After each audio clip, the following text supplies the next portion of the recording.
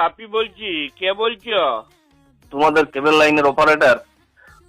শুন, হুম। এই মাসে আমার 15 দিন টিভিটা খারাপ ছিল, বুঝলি? তো তুই 100 টাকা নিয়ে যাবি এই মাসে। মানে? মানে আর কি, 15 দিন আমার টিভিটা চলে নাই, তো তোর তো কেবিল পুড়ে নাই, তো তোর জন্য তো আর তোকে আমি তো আর পুরো মাসের টাকাটা দিব নাই, ওই অর্ধেক দিনে নিয়ে যাবি।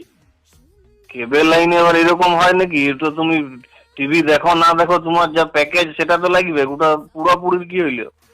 যখন প্যাকেজ ফ্যাকেজ কিছু নাই, মনে কর আমার যদি মনে কর ঘরে ফ্যানটা না চলে 15 দিন, তো আমার চললেও যা টাকা দিতে হইতো, আর না চললেও কি সেই তত টাকায় বিল দিতে হবে? যদি আমার ঘরের লাইট গুলো না জ্বলে, তাহলে পরে ওই জ্বললে পরেও ইলেকট্রিক বিল যত আসবে, আর না জ্বললে পরেও কি ইলেকট্রিক বিল ততই আসবে না কম না না আসবে? না না, ব্যাপারটা দেখো, তোমার এটা তো সে ওটা দুটো জিনিস দুরকম হয়ে গেল নাই।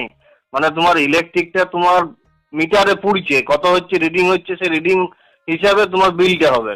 কিন্তু কেবেলে তো তোমার ওরকম কোনো মিটার সিস্টেম নাই যে কত পুড়ছে রিডিং হচ্ছে সেই হিসেবে টাকাটা লুবো আমি। তো একটা মিটার লাগাই দিবি। তো ওটা ওরকম কেবিলে কোনো সিস্টেম নাই, মিটার নাই, তো আমি কোথা থেকে? সিস্টেম নিয়ে আসবি, মন গোড়া ওইরকম বলে দিলে তো আর হবে না, আমি শুনবো না, তুই 100 টাকা নিয়ে যাবি।